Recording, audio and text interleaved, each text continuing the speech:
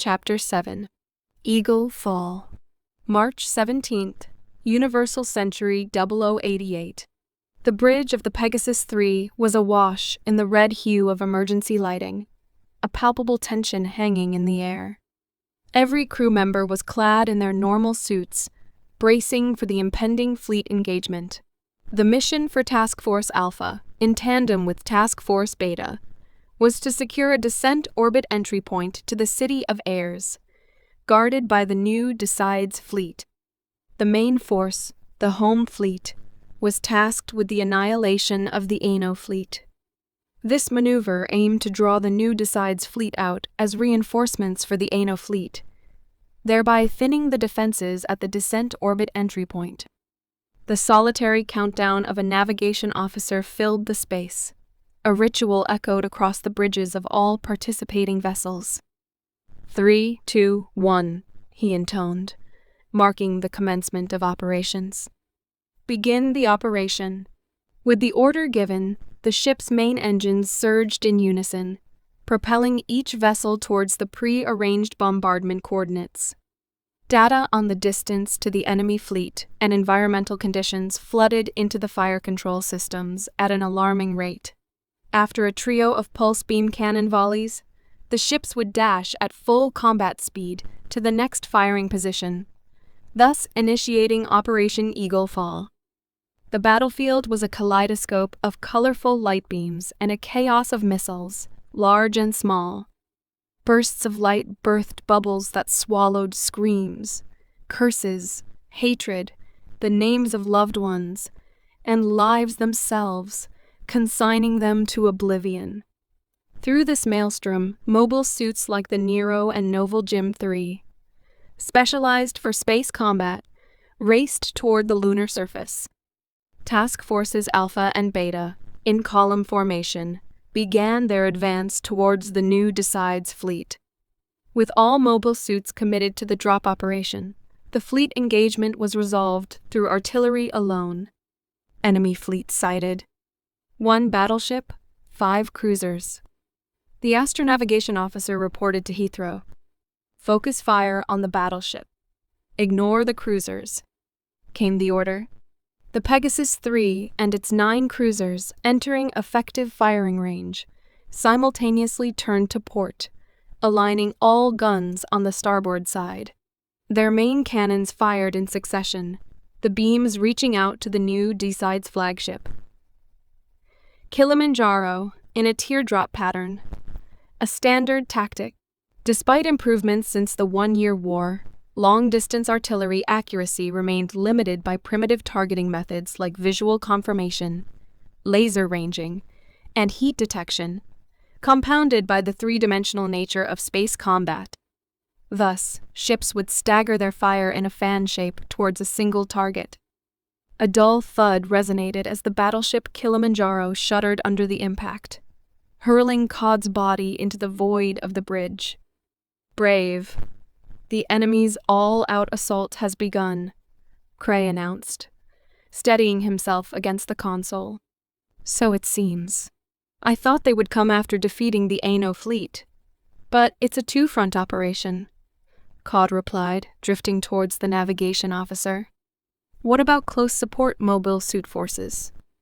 They've engaged the enemy's drop-capable mobile suits. We're only facing artillery fire now. Then let's return fire. We're doing it. Damage reports came streaming in. We've taken hits to the aft section, sealing off bulkheads 11 through 37. In the breached aft section, desperate efforts were made to rescue the wounded. But some were lost to the vacuum of space. The damage was beyond quick repair. Is anyone still there? A petty officer called over the ship's intercom, receiving no reply before sealing the bulkhead. Idiot.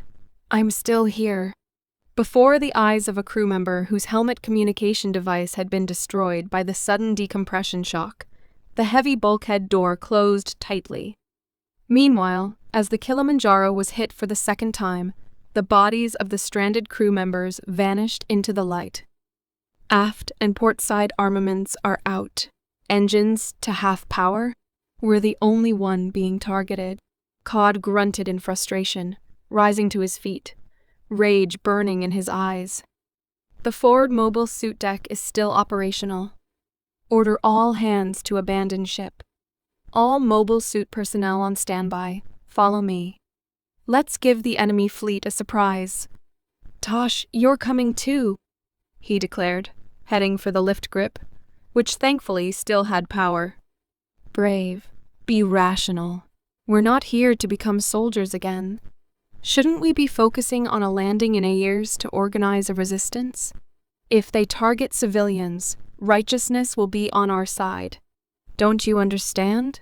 Cray tried to reason as he followed, but to no avail. Tosh, the key difference between us is that I'm not as smart as you. I choose to fight here, and no one can stop me. Perhaps you're better suited to lead. Help Josh and Ayers. I leave new decides to you, Cod said, clapping Cray on the shoulder before drifting towards the mobile suit deck. Brave Cod, heading out. With a roar, the Mark V launched into the frenzied void of battle, followed by several Zeku. Cray, left behind, approached a conspicuously large mobile suit hangar, now eerily empty. Inside stood a massive, heavy combat-type mobile suit for the Instructor Corps next-generation virtual enemy, developed at Pazoon and classified in the X series. Not many were produced. New decides had taken these, including those still in development, from Pazoon. Can the Zwei head out? The Zeku Zwei was a state-of-the-art machine, so it was taking time to adjust the machine. It needs fine-tuning, but should be operational for a lunar descent, an engineer responded.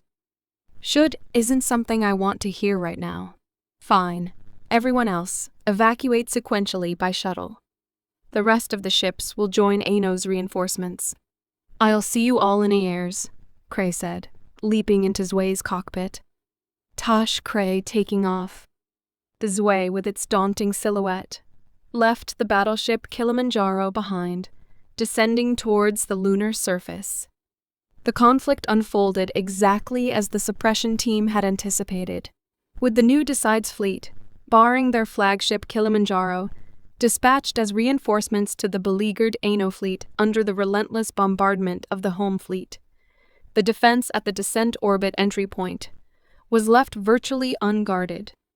This allowed the suppression team's mobile suits to proceed with their lunar descent as planned. Josh offshore, a young warrior of new Decides, had already made his descent to the city of Ayers ahead of Cod and Cray. He was entrusted with commanding a portion of the defense force, composed of former Titan soldiers and Ayers City militia, brought in by two of the A.E.U.G fleet's assault landing ships. However, his command was primarily over a unit of students gathered from the Earth Federation Military Academy located in Ayers. The defense force was divided by age and former unit affiliation, with each unit being assigned a color name for identification. Offshore's unit was dubbed White Force. Listen, don't waste your shots. Only fire within half the effective range. The enemy is vulnerable and can't retaliate during descent. If you stay calm and aim, you can hit them easily. But remember, their descent speed is faster than you might expect. Though young, Offshore was an instructor with abilities equal to any standard mobile suit instructor. His advice was sound, yet only a few in his unit were likely to survive the combat. The spirited replies he received belied the inexperience and youth of the White Force members, boys with no battle experience. They were earnest youths, but it seemed wrong to drag such boys into war. Wasn't war supposed to be a contest of skill between fully grown adults? This was far removed from the war Offshore had envisioned. He recalled encountering a Gundam-type mobile suit at Pazoon, piloted by someone who seemed a novice. Perhaps it was part of a so-called new-type unit. The thought that war could be dominated by these mysterious new types, and that his own image of war was being shattered by the reality of children fighting, was deeply frustrating for Offshore. Even if he had initially joined the military as a stepping stone into politics, The thought that all his efforts could be undone by the mere concept of new types, and the harsh reality was unbearable. Especially since new typism seemed to be an innate ability, meaning no amount of effort on his part, as a non-new type, would ever be rewarded. That was something he couldn't accept. He wanted to loudly deny the collapse of his world, but Offshore found himself unable to voice his defiance. Instead, he retreated further into the depths of his own world, silently awaiting the enemy's descent. At least once the battle began, he wouldn't have to think about new types or the harshness of reality anymore. The linchpins of the descent operation, indisputably, were the Nero and the Novel Gym 3 mobile suits. For this mission, the Gundam units were relegated to a supporting role. The S Gundam and 2 Zeta Plus units, equipped with solo surface descent capabilities and high mobility, were dispatched ahead of the main force to the lunar surface. Their task was to clear out enemy units lying in wait to snipe the descending troops. These mobile suits, diverging from the conventional humanoid form, adopted cruising modes resembling aircraft, the G-Cruiser mode and the Waverider, enabling them to fulfill their mission with enhanced efficiency and speed. Tex, at 10:30 behind the rocks. Got it here too. Roots, upon spotting 3 Gym IEs, angled his nose down and fired his beam cannon. One of the Gym IEs, caught in motion, was enveloped in light and obliterated. The 2 following Zeta Plus units also fired their nose-mounted beam cannons in succession. The young pilots of the 3 Gym IEs hiding behind the rocks met the fate Offshore had feared, vanishing in a burst of light without even a chance to scream. It's like we're at a shooting range. The pilots in the Gundams had no way of knowing that the pilots of the mobile suit they had just destroyed were still mere fledglings, not yet fully hatched from their military eggs. It's a Gundam. This spectacle sent a wave of unrest through the young soldiers of the White Force on the ground. Don't panic. If you do as I've taught you, you'll be fine. It's not a Gundam, not a new type, nothing special. Just a mobile suit piloted by amateurs. I guarantee it. Offshore's assurance was unreliable. While it was true that the Gundam pilots were not new types, the mobile suits were undeniably Gundams, and their mechanical performance was top-notch, something Offshore had realized during his time at Pazun. He also knew that following his instructions would not suffice for the young soldiers. Sometimes, Offshore reminded himself, a commander must lie. He wished that this plague would just go away. If only they had better mobile suits, such adversaries would hardly be worth fearing. Meanwhile, COD, piloting the Mark V, had reached the operational area of the A.E.U.G fleet, unleashing its formidable capabilities to the fullest. The mobile suit was equipped with a weapon system known as INCOM, a pseudo-PsyCommu system guided by human thought. Although this system had been in existence since the One-Year War, it was initially deemed suitable only for new types. However, recent technological advancements had made it possible for ordinary pilots to operate this system. Given the residual Minovsky particles from the previous war, which rendered precision-guided munitions ineffective, the INCOM could arguably be considered the only viable guided weapon system in the current era. The 2 small discs released by the Mark V darted around under COD's control, firing beams in rapid succession. This weapon system was responsible for swiftly annihilating 9 mobile suits of Task Force Alpha. Ha ha ha. What's the matter, cowards? Is there no one left to challenge me and my Mark V? Another novel Gym 3 from the fleet's direct escort exploded, causing slight damage to a cruiser. COD felt invincible with the Mark V, and indeed, the Mark V had plunged the home fleet's mobile suit units into a vortex of fear. As a result, they were unable to mount an effective attack on the A.E.U.G fleet, missing their chance by a hair's breadth. Faz team, can you hear me? There's a blue Gundam here. It seems to be the base for those INCOMs. See if you can snipe it. A desperate plea from the home fleet's mobile suits reached Crypt. A blue Gundam? How are we supposed to do that without any data on the enemy? Try contacting the flagship. You guys are asking for help, right? Don't get all high and mighty. We've had enough of these Gundams. At that moment, data on the enemy was transmitted from the home fleet's flagship, Nagato. Data. Model number OR-X013. Model name Gundam Mark V. Notation Income System Equipped Unit. Please see the following file for specs. This one's a Gundam too. Can't believe they made so many Gundams. And it's got income, damn it. What's so special about the Mark V anyway? Despite his astonishment at the enemy data, Crypt pushed the phase units into combat acceleration, plunging them into the engagement zone. The fleet's direct escort mobile suit team seemed to be in disarray. Sporadic and futile artillery fire aimed at the Mark V was visible. Grissom, Aldrin, pin him down with a barrage of missiles, then go in for the kill.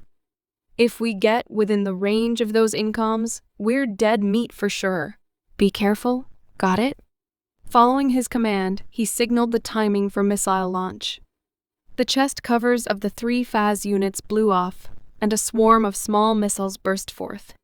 Whistling through space, the missiles converged on their target, the blue adversary, the Mark V. Hey, too easy.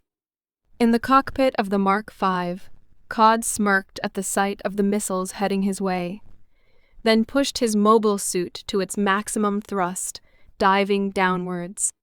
Even with the Mark V's superior G resistance system, the forces generated were enough to crush a human inside.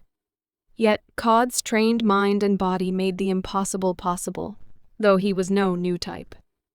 An immense force, akin to being crushed by a giant, threatened to tear Cod's body apart.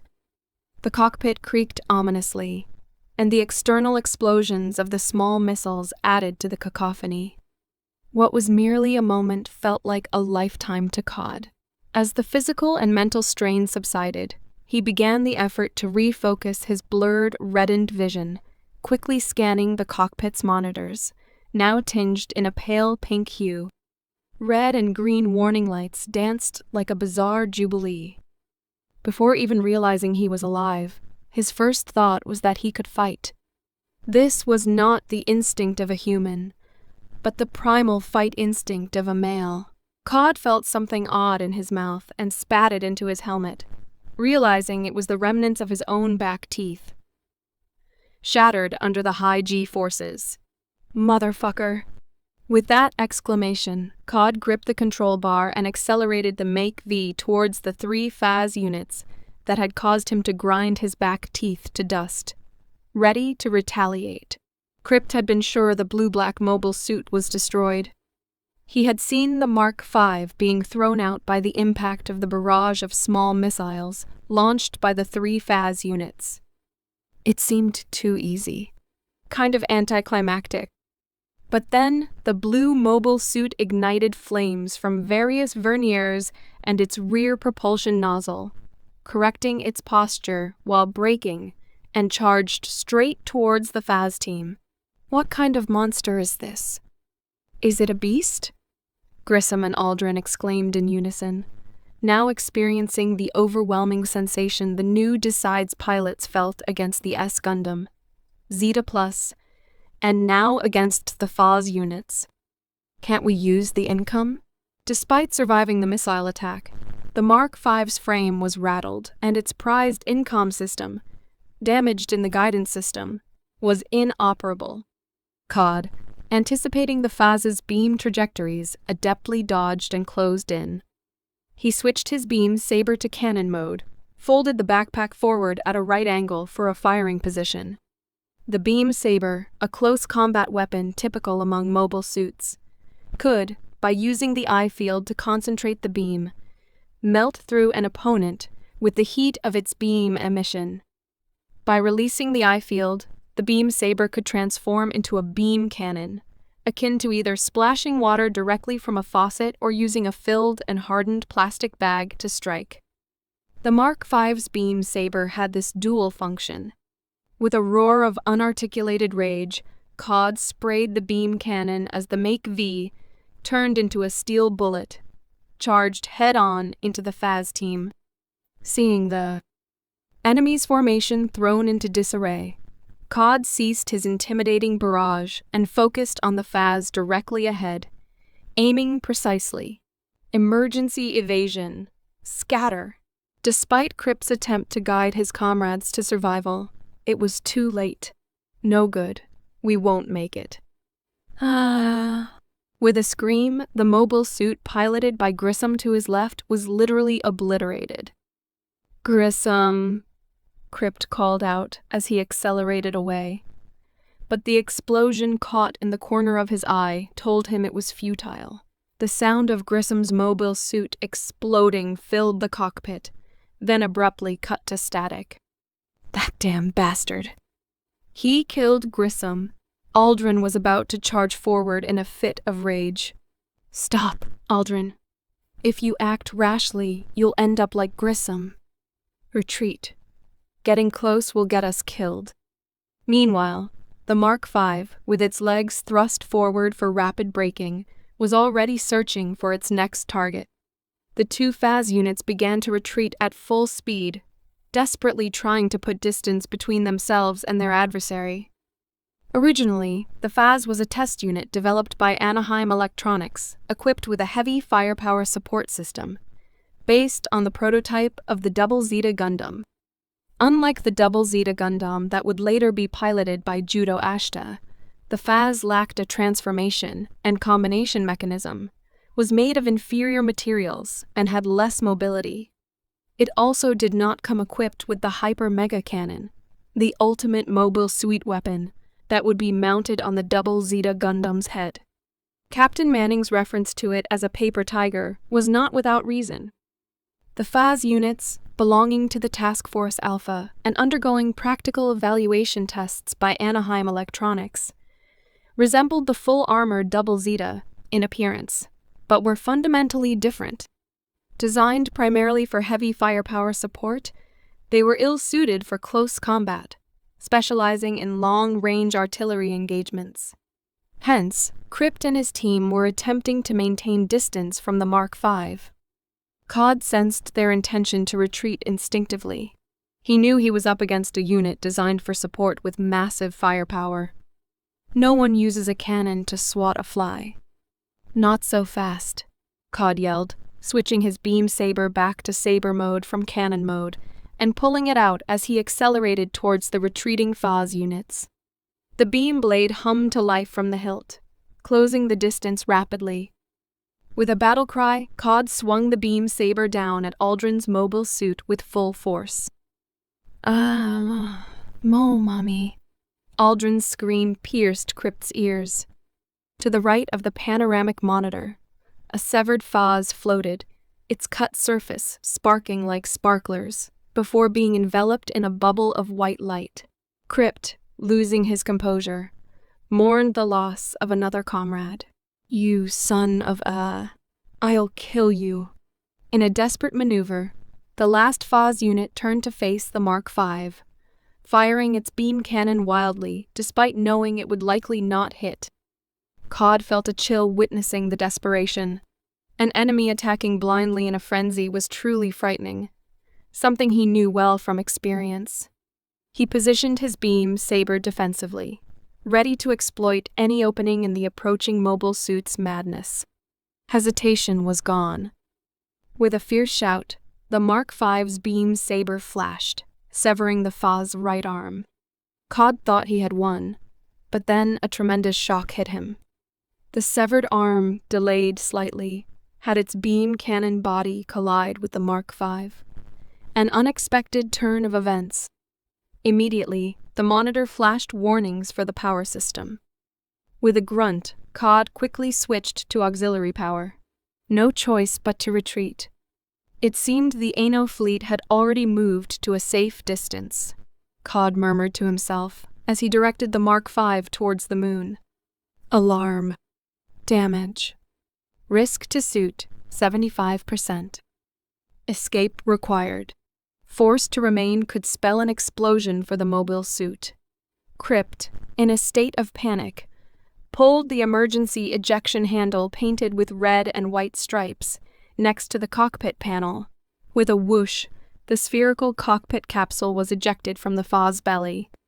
Tears of frustration and regret for not being able to do anything filled his eyes. Why did it come to this? As the cockpit capsule drifted back into the silent expanse of space, sending out distress signals, Crypt felt the shockwave of the FA's distant explosion and closed his eyes in resignation.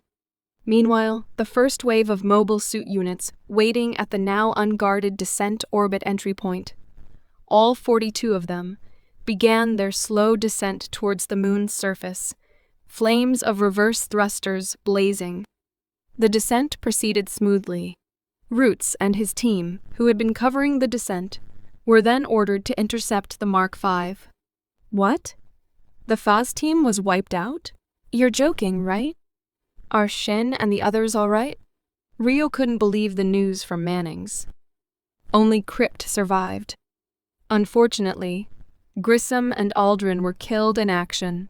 The enemy is a Gundam. Killed in action. Though the Gundam suffered some damage in the engagement with the FA's team, their annihilation has significantly weakened our mobile suit combat capabilities. Therefore, you're the only ones who can stop him now. Prevent that blue Gundam from descending to the moon. That's your mission. Roots was infuriated by Manning's tone, as if the complete loss of the FA's team was their fault. Always acting so high and mighty. Grissom and Aldrin are dead. Show some sorrow, for fuck's sake. Don't you have any emotions? I abandoned emotions when I became a mobile suit pilot.